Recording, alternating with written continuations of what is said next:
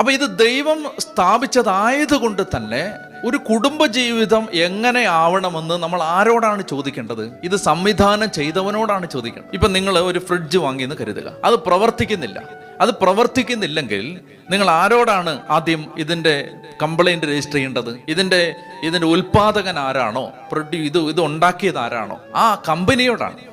ഇപ്പൊ നിങ്ങൾ ഉപയോഗിക്കുന്ന ഒരു ഫോണ് സാംസങ്ങിന്റെ ഫോണാണ് നിങ്ങൾ ഉപയോഗിക്കുന്നതെങ്കിൽ അത് കേടായാൽ നിങ്ങൾ സാംസങ്ങിനോടാണ് പരാതി പറയുന്നത്.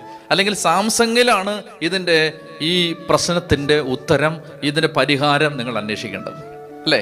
സാംസങ്ങിന്റെ സർവീസ് സെന്ററിലാണ് പോകേണ്ടത്. എന്ന് പറഞ്ഞതുപോലെ കുടുംബം ദൈവം സംവിധാനം ചെയ്തതായതുകൊണ്ട് തന്നെ എന്ത് ചെയ്യണം? കുടുംബത്തിൽ എന്തെങ്കിലും പ്രശ്നം വന്നാൽ മനുഷ്യർ ആദ്യം അതിന്റെ പരിഹാരം അന്വേഷിക്കേണ്ടത് സൈക്കാട്രിക് ഡോക്ടറുടെ അടുത്തല്ല, കൗൺസിലിംഗ് സെന്ററുകളിലല്ല, ഫാമിലി തെറാപ്പി സെന്ററുകളിലല്ല, കർത്താവിന്റെ അടുത്താണ്, ദൈവവചനത്തിലാണ്.